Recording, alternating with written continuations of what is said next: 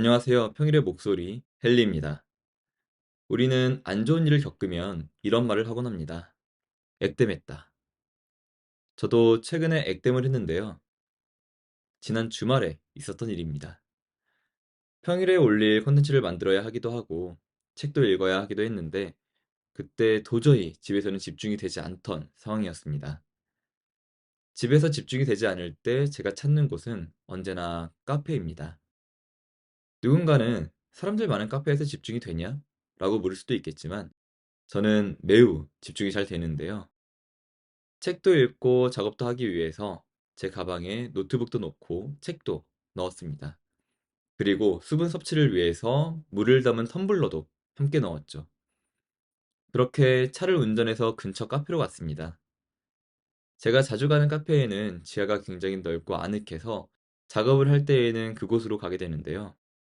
지하로 내려가는 계단을 걸어 내려가고 있는데 제 다리가 뭔가 축축한 거예요. 그래서 제 다리를 만져봤더니 이제 바지가 굉장히 축축하게 젖어 있던 상태였습니다. 그래서 눈이 묻었나? 하고 뭐 그냥 집에 가서 빨면 되지라는 생각으로 이제 내려가서 테이블에 가방을 올려놓았는데 가방에서 물이 새가지고 테이블에 이렇게 물이 이렇게 젖고 있더라고요. 그래서 깜짝 놀라서 그 가방을 열었는데 제가 넣어두었던 텀블러에 물이 새가지고 가방에 물이 가득했습니다. 정말 첨벙하는 그런 느낌이 들 정도였어요. 그 정도로 이제 물이 젖어 있다 보니까 책은 완전히 이제 젖어 있었고 노트북이 이제 괜찮나 확인하기 위해서 노트북을 들었는데 그 노트북의 환풍구, 송풍구라고 하나요? 거기에서 물이 주르륵 흘러나오더라고요.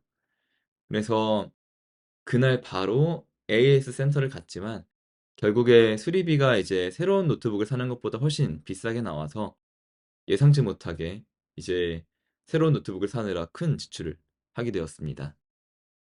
만약 여러분께서 저와 같은 상황을 겪으셨다면 기분이 좀 어떠셨을 것 같으신가요? 저는 처음에는 굉장히 당황했고, 다음에는 굉장히 놀랐고요. 또 그 다음에는 굉장히 답답한 마음이 들었고, 그 다음에는 체념하고, 그 다음에는 수용하는 감정의 단계를 겪었습니다. 그리고 한편으로는 감사도 느꼈는데요. 아마 감사를 느낀 것에 대해서는 이해하기 힘드실 수도 있을 것 같습니다. 제가 감사를 느꼈던 포인트는 그래도 내가 새로운 노트북을 살 수 있는 상황이라 다행이다 라는 데에서 오는 그런 감사였습니다.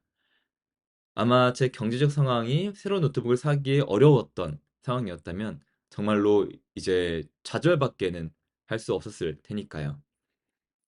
특히 개인적으로 굉장히 다행이었다라는 생각이 든 포인트는 제 감정의 단계들이 최종 단계인 수용까지 굉장히 빠르게 이동했다는 점입니다. 괴로움은 집착에서 옵니다. 아마 제가 '내가 왜 이런 실수를 한 거지? 이게 얼마짜린데? 새로 살려면 돈이 얼마나 드는데? 이런 일은 일어나지 않았어야 돼.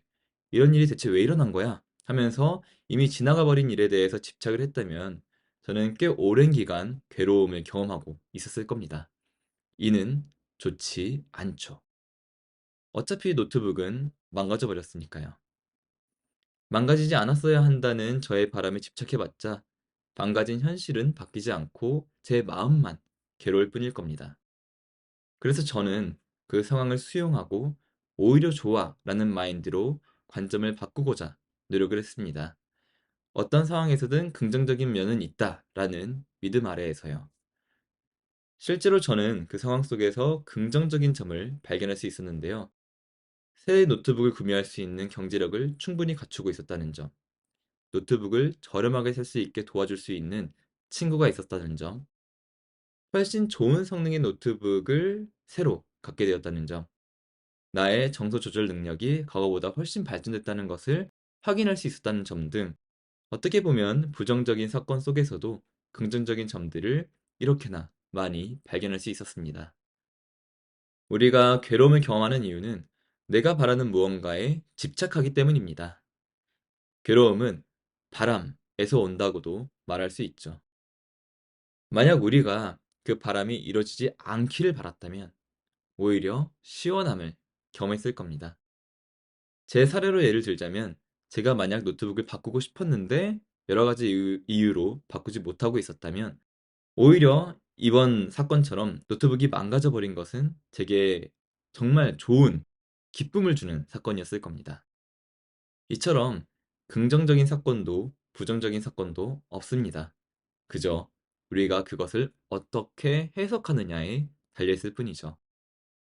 지금 나의 상황이 지금 당장에는 내게 고통이나 즐거움을 줄 수 있지만 그것이 결국 내게 어떤 영향을 미칠 것인가는 내가 그것을 어떻게 받아들이느냐에 달려 있습니다. 오늘 하루는 오히려 좋아 라는 마인드를 가져보면 어떨까요? 내가 원하지 않는 부정적인 상황이 일어나도 말이죠. 이미 일어난 일을 부정하며 스트레스를 받는 것보다 오히려 좋아 마인드로 빠르게 괴로움에서 벗어나는 게 우리에게 더 좋지 않을까요? 오늘 이야기는 여기까지입니다. 오늘도 평온한 하루 보내시길 바라겠습니다.